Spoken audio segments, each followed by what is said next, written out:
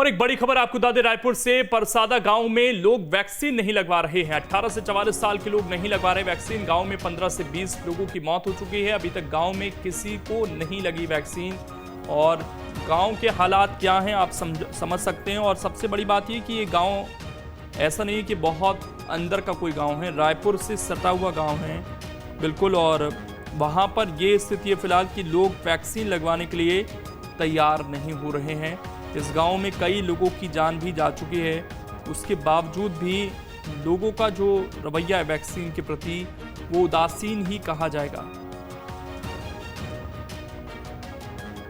परसदा गांव है ये, जहां पर लोगों का उदासीन रवैया देखने को मिला है वैक्सीन के प्रति। आदित्य नामदेव हमारे साथ जुड़ गए। आदित्य, क्या कारण है कि लोग वैक्सीन के प्रति बिल्कुल जागरूक नहीं या लगवाना नहीं चाहते?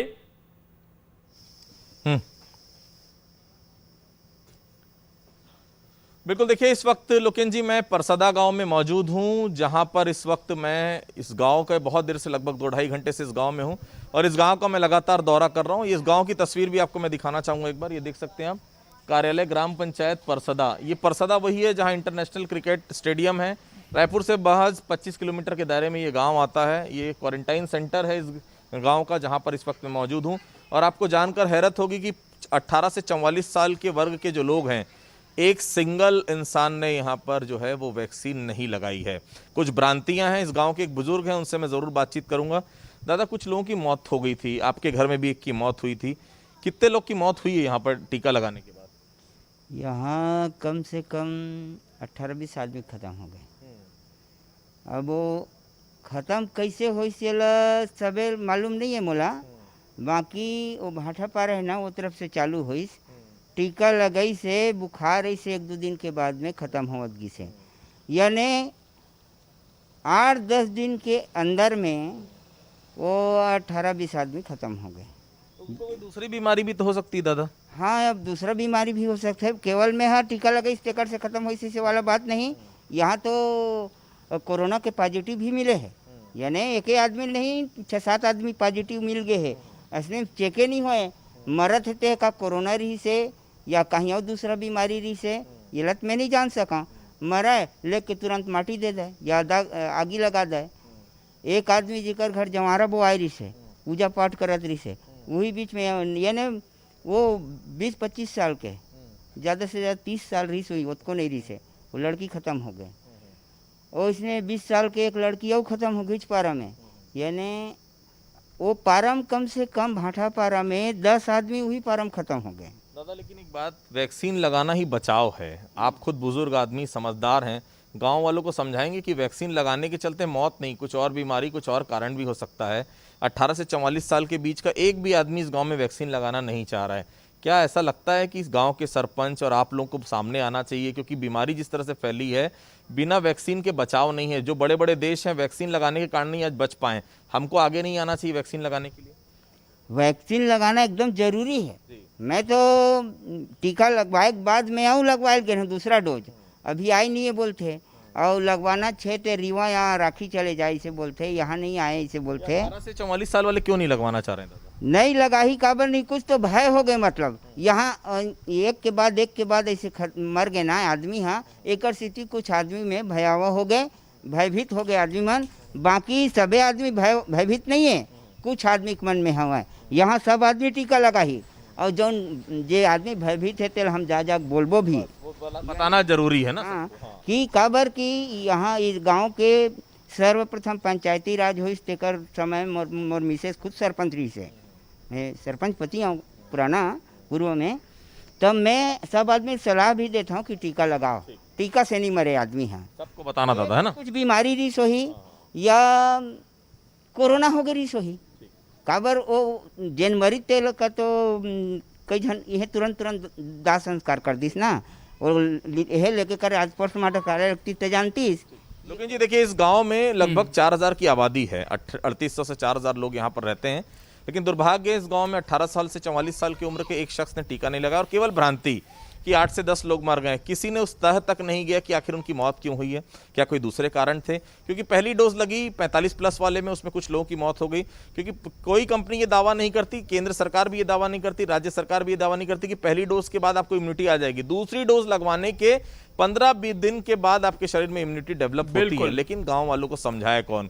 जिम्मेदारी है यहाँ के जनप्रतिनिधियों की, जिम्मेदारी यहाँ के सरपंच की, जिम्मेदारी है यहाँ के बुजुर्ग लोगों की। जो लोग देख रहे होंगे और यहाँ के आसपास के जो बुजुर्ग हैं उनको सुना होगा तो उनकी बातों से कसर जरूर जाएगा आदित्य, और जागरूकता है कि आप बने रहिए। फिलहाल आपके पास हम वापस लौटेंगे तो ग्राउंड रिपोर्ट हम लगातार दिखाते हैं, हमारे सहयोगी पहुंचते हैं और हम भी यही अपील करते हैं कि वैक्सीन लगवा लें, आपके फायदे की चीज है। वहीं रायपुर में लॉकडाउन फिर से बढ़ गया, 31 मई तक के लिए लॉकडाउन बढ़ा दिया गया है। कलेक्टर ने आदेश जारी किए हैं, शाम 5 बजे से सुबह 6 बजे तक नाइट कर्फ्यू रहेगा। रायपुर में रविवार को पूर्ण लॉकडाउन रहेगा। रायपुर जिला 31 मई तक लॉक हो गया। 50% स्टाफ के साथ खुलेंगे दफ्तर। शराब की ऑनलाइन डिलीवरी जारी रहेगी। बड़ौदा बाजार में 24 मई तक लॉकडाउन बढ़ा है। जरूरी सेवाओं की आपूर्ति जारी रहेगी। आदित्य हमारे साथ लगातार जुड़े हुए हैं। आदित्य, ये कहा जा रहा था कुछ छूट मिलेंगी रायपुर जैसे जिले में, तो क्या पूरी गाइडलाइंस हैं इस बार 31 मई तक के लिए जो लॉकडाउन लगाया गया है?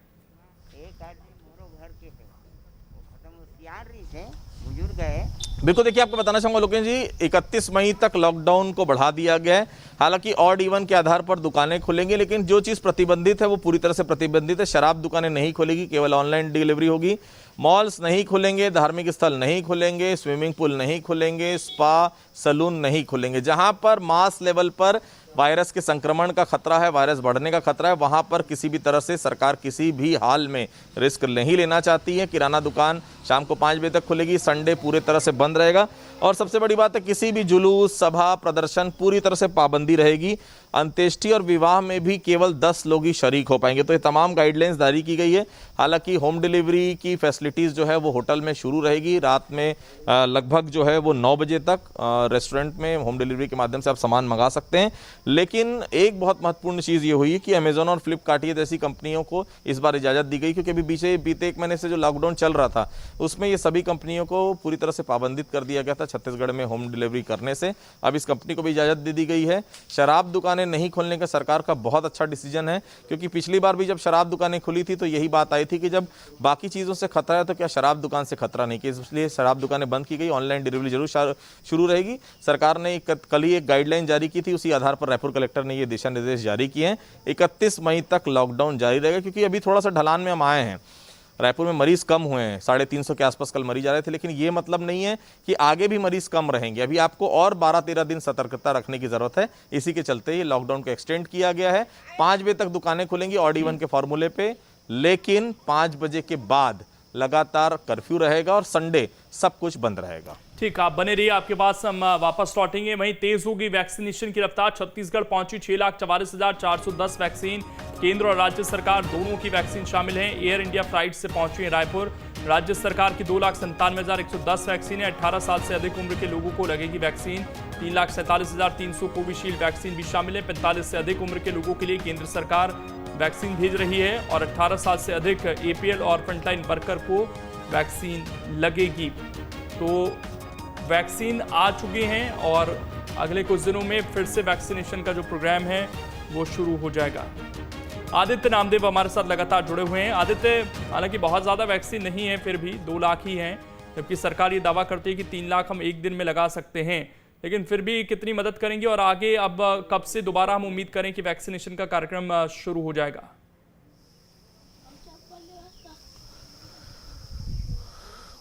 2,97,110 वैक्सीन आई है। कल ही आपने याद होगा जब टी.एस. सिंहदेव जी से हमारी बात हुई थी, उनका यही कहना था कि 1.5 लाख वैक्सीन कोवैक्सीन और 2,97,110 ये देखिए, ये आज उसी की खेप आई है। 1.5 लाख और आने वाली है। और देखिए, अगर आज वैक्सीन आई है तो ये मान के चलिए, क्योंकि अब काफ़ी डिले हो गया, आज केंद्रों तक पहुंचते पहुंचते समय लग जाएगा, लेकिन कल सुबह से फिर से छत्तीसगढ़ में वैक्सीनेशन 18+ का शुरू हो जाएगा, क्योंकि लगभग 3 लाख वैक्सीन है, 2,97,000 है। कम से कम शुरुआत फिर से करनी पड़ेगी, क्योंकि एपीएल और फ्रंटलाइन के लिए तो वैसे भी वैक्सीन 2 दिनों से खत्म हो गई है। अब कम से कम ये वैक्सीन आएगी तो थोड़ी राहत मिलेगी। लेकिन देखिए, हर गांव का ये हाल है, क्योंकि आपने 45+ का जो है वैक्सीनेशन हर गांव में शुरू किया था। आपको धीरे धीरे हर गांव में सेकंड डोज अब लगना बंद हो गया है। 18+ का आपने सेंटर्स जो है इतना दूर दिया है कि लोग जाना नहीं चाह रहे। तो ये कुछ जो दिक्कतें हैं फिजिकली रूप से, अब आप समझिए कोई आदमी अगर इस गांव में रहता है, यहाँ से आपको 25 किलोमीटर दूर जाकर वैक्सीन लगाना है, पॉसिबल नहीं है। गांव का आदमी वैसे भी लॉकडाउन में 2 वक्त की रोटी उसको जुगाड़ने में वैसे ही उसकी हालत खराब हो जा रही है। ऐसे में आप उसको बोलेंगे कि आप पूरा दिन भर वहां दे दीजिए और वहां जाए पता चला वैक्सीन खत्म हो गई। तो छोटे छोटे सेंटर्स आपको डेवलप करने पड़ेंगे, भले कम कम वैक्सीन आप भेजिए, लेकिन हर गांव में अगर सेंटर्स रहेंगे तो इसका फायदा शायद ज्यादा दिखेगा। जो हम खेप मंगा रहे हैं, मैं मान रहा हूं कि बहुत कम आ रही है। आपने 1.25 करोड़ का ऑर्डर दिया है, पहले 5 लाख और ये 2,97,000, बहुत कम है वैक्सीन। लेकिन आपको सेंटर्स बढ़ाने पड़ेंगे, क्योंकि गांव गांव तक जब तक आप नहीं पहुंचेंगे, इस प्रकार की भ्रांतियों को दूर करना भी सरकार का कर्तव्य है। वो तभी दूर हो पाएगा जब गांव के लोग आगे आएंगे, और गांव के लोग तभी आगे आएंगे जब गांव में आप सेंटर बनाएंगे। जरूरी है कि ये वैक्सीनेशन की जो रफ्तार है वो आगे बढ़े, अब गांव में जागरूकता है। शुक्रिया आदित्य आपका ग्राउंड रिपोर्ट दिखाने के लिए कि किस तरीके से अभी भी लोगों में जागरूकता नहीं है। छोटे से ब्रेक लिए यहाँ पर रुकेंगे, खबरें लगातार जारी हैं।